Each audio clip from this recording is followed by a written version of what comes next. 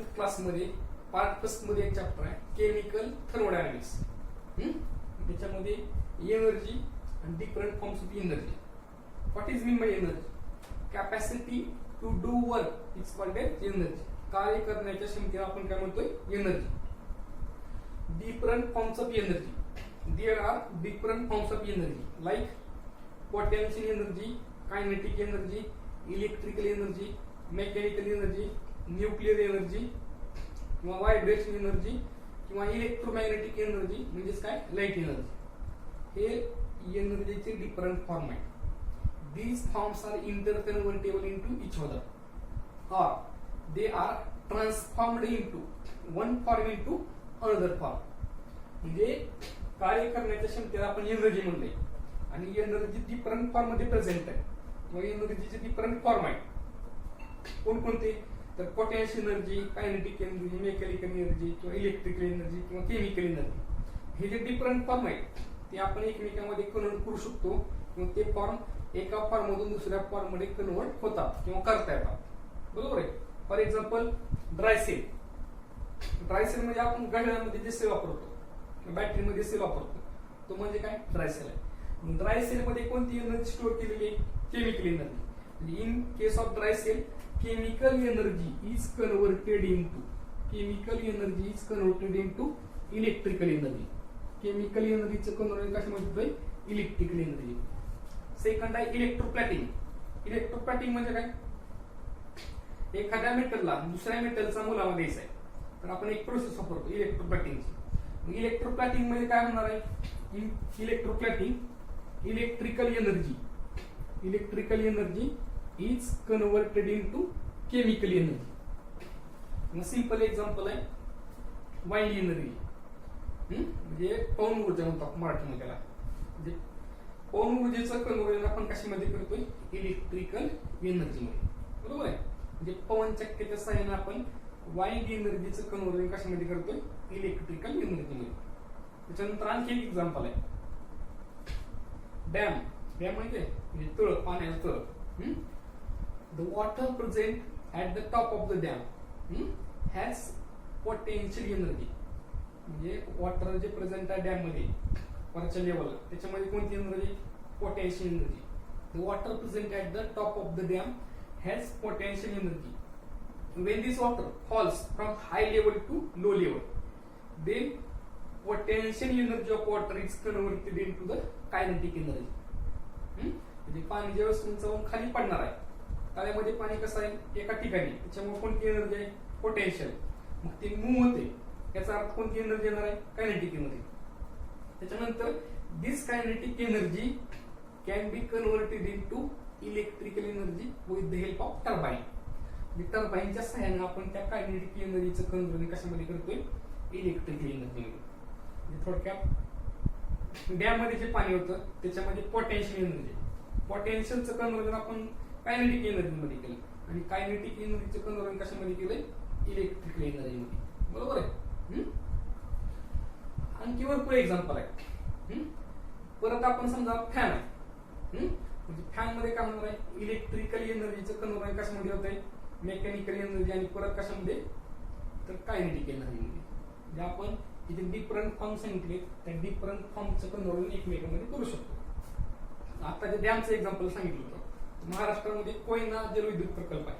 त्या कोयना जलविद्युत प्रकल्पामध्ये जे पाणी पडते उंचावून त्या पाणी कशावर पडतंय? टर्बाईनवरती. ते टर्बाईन फिरल्यामुळे काय होणार आहे? त्या कायनेटिक एनर्जीचं कन्वर्जन कशामध्ये होते? Electrical energy. नंतर थर्मोडायनामिक्स म्हणजे काय? तर थर्मोडायनामिक्स मध्ये दोन शब्द आहेत. पहिला शब्द कोणता आहे? थर्मल. काय शब्द आहे पहिला? थर्मल. आणि दुसरा शब्द कुठला आहे? डायनामिक्स. तर थर्मलचा अर्थ काय? थर्मल म्हणजे हीट आणि डायनामिक्स म्हणजे काय? मोशन किंवा मुवमेंट. म्हणजे हीट एनर्जीची मुवमेंट किंवा हीट एनर्जीचं मोशन याचा आपल्याला स्टडी करायचं. किंवा हीट एनर्जी ऍब्सॉर्ब होते किंवा जीवर होते कशी होणार आहे हे आपण थर्मोडायनामिक्स मध्ये स्टडी करणार आहोत. डेफिनेशन मध्ये काय सांगितले बघा? thermodynamics deals with किंवा concern with energy changes in physical and chemical processes. म्हणजे फिजिकल आणि केमिकल प्रोसेस मध्ये जो काही एनर्जी चेंज होणार आहे त्याचा स्टडी करायचा. फॉर एक्झाम्पल फिजिकल चेंज म्हणजे काय? फिजिकल चेंज साठी आपण एक एक्झाम्पल घेऊया. फिजिकल चेंज साठी आईस आहे. आईसचं कन्व्हर्जन कशामध्ये होणार आहे? वॉटरमध्ये. म्हणजे सॉलिड आईस आहे, सॉलिड आईसचं कन्व्हर्जन लिक्विड वॉटरमध्ये, आणि लिक्विड वॉटरचं कन्व्हर्जन कशामध्ये आपण करतोय? वेपरमध्ये. हे कसं होणार आहे कन्व्हर्जन, किंवा हे होत असताना कोणती एनर्जी होणार आहे, चेंज होणार आहे?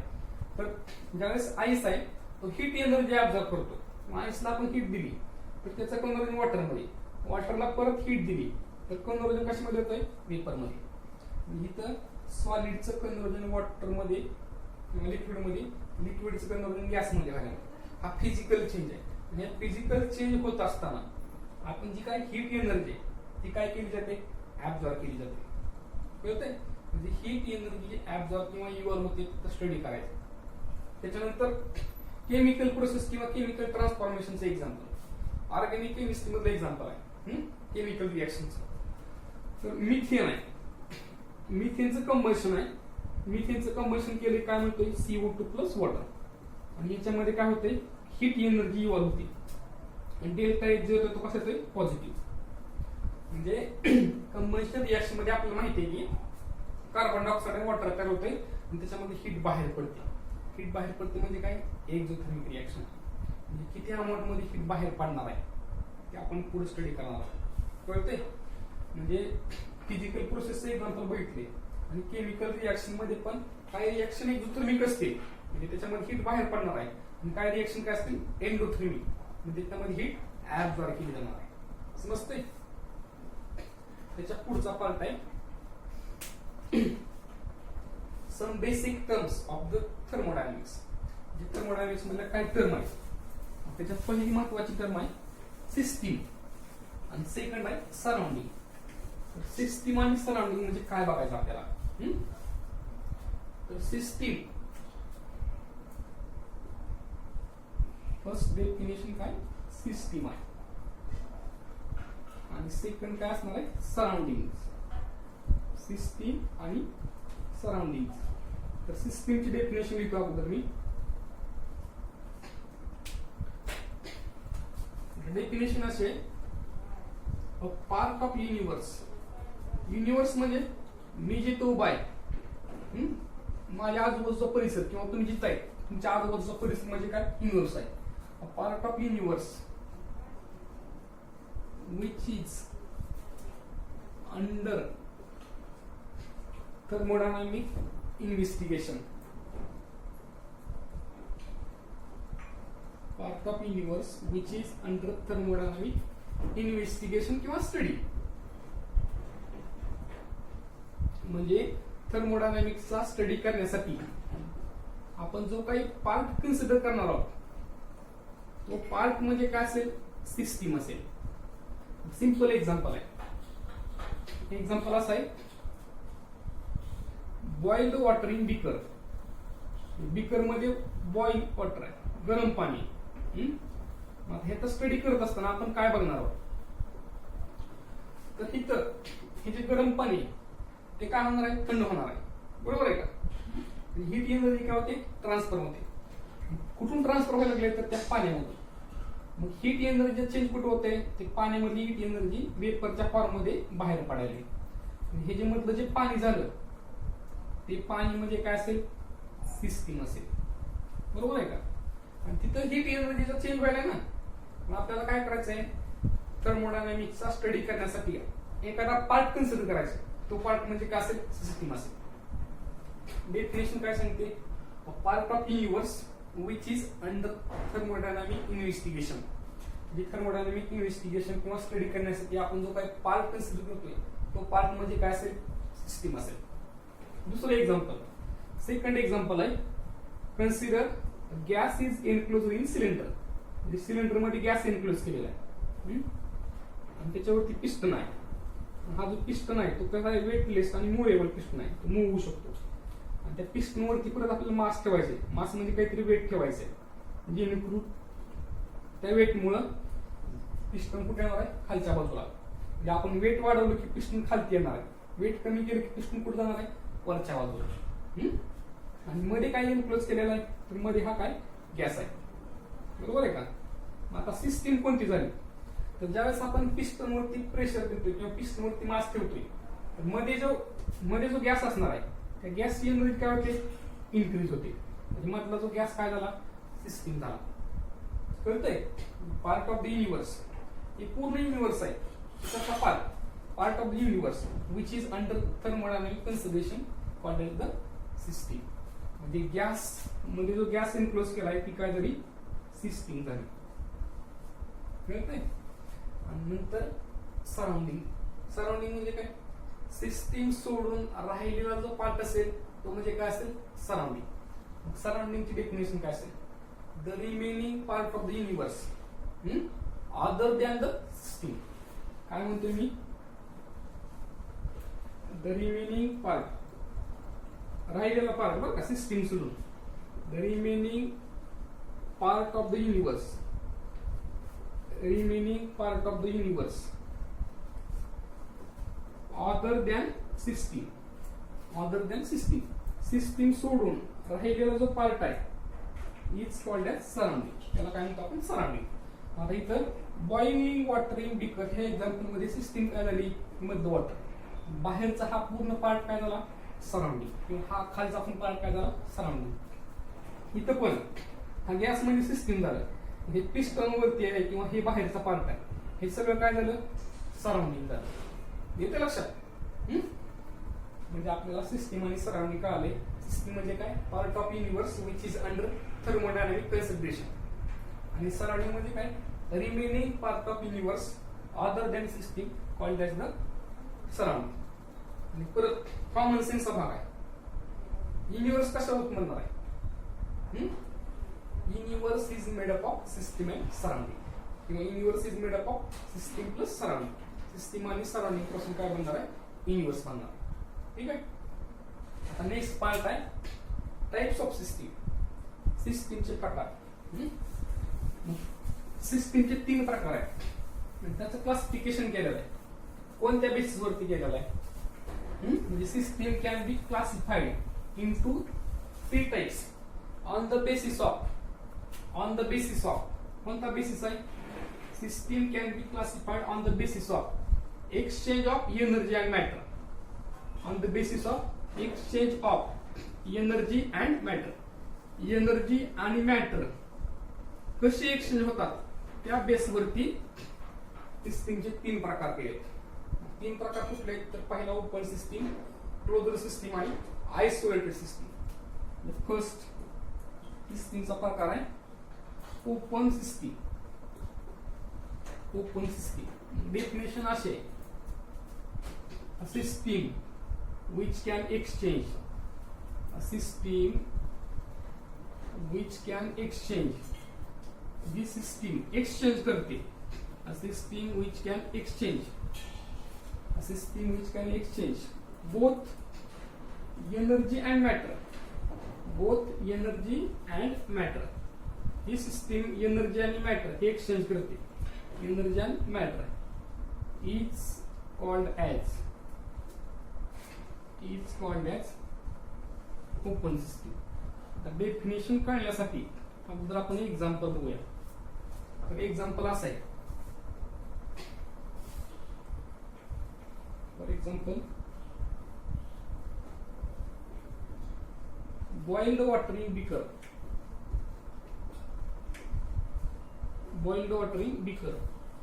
किंवा त्याचं दुसरं example cup of tea, cup of hot tea म्हणतो. बीकर आहे, बीकर मध्ये काय गरम पाणी. दुसरं एक्झाम्पल काय, चहाचा कप आहे, बरोबर आहे, गरम चहाचा कप आहे, नुसता कप चहा नाही त्याच्यामध्ये. आता मला सांगा, या दोन्ही एक्झाम्पल मध्ये गरम पाणी थोड्या वेळानंतर काय होणार आहे, थंड होणार आहे. कशामुळे थंड होणार आहे, तर ह्याच्यामध्ये जी काही हीट एनर्जी आहे ती वेपरच्या फॉर्म मध्ये काय होते, बाहेर पडते. बरोबर आहे का. किंवा इथं चहा आहे, चहा पण काय होते, थोड्या वेळानंतर थंड होते. कशामुळे थंड होतोय, तर त्याच्यामध्ये जी काही हीट एनर्जी आहे ती वेपरच्या फॉर्म मध्ये कुठं ट्रान्सफर होते, बाहेर सराउंडिंग मध्ये. बरोबर आहे का? म्हणजे इथं हीट एनर्जी एक्सचेंज व्हायला आहे का कुणासोबत? सराउंडिंग सोबत. 100%. हीट एनर्जी सराउंडिंग सोबत काय होते? एक्सचेंज. परत मॅटर, मॅटर म्हणजे काय? इथं पाणी आहे, इथे काय चहा आहे, मग ही मॅटर सराउंडिंग सोबत एक्सचेंज होतोय का? 100% होणार आहे. आपण जर इथं कवरिंग केलं, याच्यावरती जर झाकण ठेवलं तर मॅटरचा आणि सराउंडिंगचा कॉन्टॅक्ट होतोय का? काहीच नाही. आपण ओपन वेसल म्हणले ना, किंवा ओपन बीकर म्हणले, आणि त्या बीकर मध्ये जे पाणी आहे त्या पाण्याचा आणि सराउंडिंगचा कॉन्टॅक्ट डायरेक्टली आहे, त्याच्यामुळे ते मॅटर पण एक्सचेंज होतं आणि एनर्जी पण. किंवा कप ऑफ टी मध्ये चहाचा आणि सराउंडिंगचा कसा आहे? डायरेक्ट कॉन्टॅक्ट आहे, त्याच्यामुळे तिथं पण हा मधला जो मॅटर आहे तो आणि हीट एनर्जी दोन्ही पण काय होतात? Exchange. When cup of tea is placed in the room, after some time, tea in the cup cools down because temperature of the tea decreases. म्हणजे ज्यावेळेस आपण एका कपामध्ये चहा ठेवतोय रूम मध्ये, थोड्या वेळानंतर काय होतं? तो थंड होते. कशामुळे थंड होतोय? तर टेम्परेचर कमी होते. टेम्परेचर कशामुळे कमी होते? तर मधली जी काय heat energy, the heat energy of the T exchange with the surrounding, matter also exchange with the surrounding. म्हणजे ह्या दोन्ही एक्झाम्पल मध्ये एनर्जी आणि मॅटर हे दोन्ही पण काय लागले? एक्सचेंज. ज्या सिस्टीम मध्ये हीट आणि मॅटर, हीट म्हणजे एनर्जी, हीट एनर्जी आणि मॅटर दोन्ही पण एक्सचेंज होतात, त्याला काय म्हणतो आपण? Open system. कळतंय? डेफिनेशन परत बघा. A system which can exchange both energy and matter called as the open system. Boiled water in beaker, cup of tea. Second example है closed system. Second type काय? Closed system. क्लोज सिस्टीम मध्ये काय होणार आहे? अगोदर example बघूया म्हणजे clear होईल. तर एक्झाम्पल तेच, cup of tea covered with the soccer. म्हणजे चहाचा कप आहे तो कव्हर कशाने केलाय? सॉकरने. सॉकर म्हणजे याच्यावरती काय ठेवलंय? तर बशी ठेवली. Cup of T covered with the soccer. समजते? आता मला सांगा, चहाच्या कपावरती जर आपण बशी ठेवली तर मध्ये जो चहा आहे तो आणि सराउंडिंग याचा कॉन्टॅक्ट येतोय का? येत नाही. पण हीट एनर्जी जो चहा ठेवलाय तो थोड्या वेळाने काय होणार आहे? थंड होणार आहे. कशामुळे? तर हा जो कपचा पोर्शन आहे इथून हीट एनर्जी काय होते? एक्सचेंज होते. म्हणजे ह्या एक्झाम्पल मध्ये हीट एनर्जी एक्सचेंज व्हायला लागली. काय एक्सचेंज होते? हीट. मॅटर होते का? होत नाही. किंवा boil the water covered with something. Boiling water ते आपण कव्हर केलं, त्याच्यावरती झाकण ठेवलेलं आहे. आता इथं मला सांगा, जे मधलं गरम पाणी आहे त्याचा आणि सराउंडिंगचा कॉन्टॅक्ट आहे का? नाही. पण मध्ये जे पाणी नाही त्याच्यामुळे थोड्या वेळानंतर काय होते? ते थंड होते. कशामुळे थंड होणार आहे? तर हीट एनर्जी काय होते? ट्रान्सफर. कुठून होते? तर बीकर मधून ट्रान्सफर होणार आहे. इथं पण ह्या एक्झाम्पल मध्ये पण काय एक्सचेंज होत आहे? एनर्जी का मॅटर? तर हीट एनर्जी. मॅटर एक्सचेंज होतोय का? नाही. हे जे एक्झाम्पल झालं ते कसं झालं? क्लोज्ड सिस्टीमचं डेफिनेशन. मग a system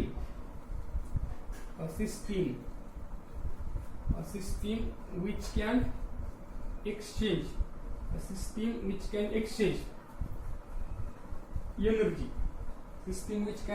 energy but not matter is called as closed system. ज्या सिस्टीम मध्ये आपण एनर्जी एक्सचेंज करतोय पण मॅटर एक्सचेंज करत नाही किंवा होत नाही त्याला काय म्हणतोय? Close system. For example, a cup of T covered with the soccer. Cup of T covered with soccer. Soccer म्हणजे बशी. समज नाही. आणि तिसरी सिस्टीम आहे आयसोलेटेड सिस्टीम. आयसोलेटेड म्हणजे वेगळी. आयसोलेट शब्दाचा अर्थ होते वेगळी. तर आयसोलेटेड सिस्टीम. आयसोलेटेड सिस्टीमचं एक्झाम्पल बघूया नंतर डेफिनेशन. तर एक्झाम्पल असं आहे,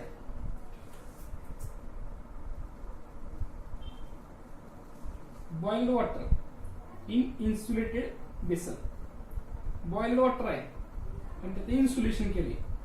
इन्सुलेशनचा अर्थ काय, आपण जे इन्सुलेशन करतो वेगळं करतो, आयसोलेट करतो त्याला. म्हणजे थोडक्यात हे इन्सुलेशन केलेलं आहे, म्हणजे बाहेरची एनर्जी मध्ये जाणार नाही, मधली एनर्जी बाहेर येणार नाही, त्याला इन्सुलेशन म्हणतात. मला सांगा, बॉइल्ड वॉटर आहे, मधला पार्ट काय झाला सिस्टीम, हे काय झालं सराउंडिंग. म्हणजे हा जो मधला मॅटर आहे, मॅटर सराउंडिंग सोबत एक्सचेंज होतोय का नाही, आणि जी काय हीट एनर्जी बाहेर पडणार आहे ती सराउंडिंग मध्ये येणार आहे का, तर येणार नाही. ती कुठं असेल, मधले इन्सुलेशन केलेल्या पोर्शन मध्ये असणार. म्हणजे हे एक्झाम्पल मध्ये एनर्जी पण आणि मॅटर हे दोन्ही एक्सचेंज होत नाही, बरोबर आहे. दुसरं example, hot T into the thermos flask. Thermos flask मध्ये गरम चहा ठेवलेला आहे. आता बघा, थर्मास फ्लास्क मध्ये चहा ठेवलाय आणि त्याला कवरिंग असणार ना वरती, मधल्या चहाचा आणि सराउंडिंगचा कॉन्टॅक्ट येतोय का नाही, म्हणजे इथं मॅटर एक्सचेंज होत नाही. आणि चहा थंड होतोय का, होणार नाही, म्हणजे हीट एनर्जी पण ट्रान्सफर होत नाही. म्हणजे थर्मास फ्लास्कच्या एक्झाम्पल मध्ये मध्ये जो चहा आहे तो सराउंडिंग सोबत एक्सचेंज होत नाही, म्हणजे मॅटर एक्सचेंज होत नाही आणि हीट एनर्जी पण एक्सचेंज होत नाही. म्हणजे ह्या दोन्ही एक्झाम्पल मध्ये हीट एनर्जी आणि मॅटर हे दोन्ही पण एक्सचेंज होत नाही. कळतंय. डेफिनेशन काय असेल, a system which can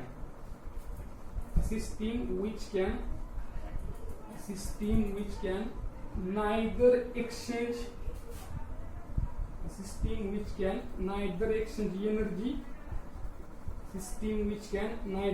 energy nor matter is called as isolated system. म्हणजे ज्या सिस्टीम मध्ये मॅटर आणि एनर्जी दोन्ही एक्सचेंज होत नाहीत त्याला काय म्हणतो आपण, आयसोलेटेड सिस्टीम.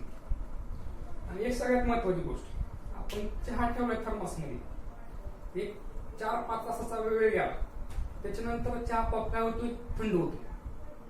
थंड का होतोय, तर त्याच्यातली हीट एनर्जी ट्रान्सफर होत नाही. आपण मग तर म्हणलं होतं की हीट एनर्जी ट्रान्सफर होत नाही, बरोबर आहे का. असं का होतंय, तर आपल्याला आयसोलेटेड सिस्टीम करत असताना किंवा स्टडी करताना पर्टिक्युलर टाइम बिंगचा विचार करायचा, टाइम इन्स्टंटचा. म्हणजे पर्टिक्युलर टाइमसाठी हीट एनर्जी एक्सचेंज होते का नाही ते बघायचं. म्हणजे 6 तास गेले किंवा 7 तास गेले, मधला चहा थंड होणारच आहे. मध्ये जे पाणी आहे इथे सिस्टीम मधलं गरम पाणी ते काय होणार आहे, थंड होणारच आहे, बरोबर आहे का. काही वेळ गेल्यानंतर तसा विचार करायचा नाही आपल्याला. Particular time being for instant time, म्हणजे त्या काळापुरता विचार करायचा आहे. त्या काळापुरतं आपल्याला ते पाणी जे आहे ते थंड होणार आहे का, किंवा तिथे एनर्जी एक्सचेंज होते की नाही ते बघायचं. आलं लक्षात. मग 3 प्रकार कळाले. पुढे 2 टर्म आहेत, म्हणजे प्रॉपर्टीज ऑफ थर्मोडायनामिक्स. कोणत्या प्रॉपर्टीज आहेत, तर एक आहे एक्सपेन्सिव्ह प्रॉपर्टी आणि दुसरी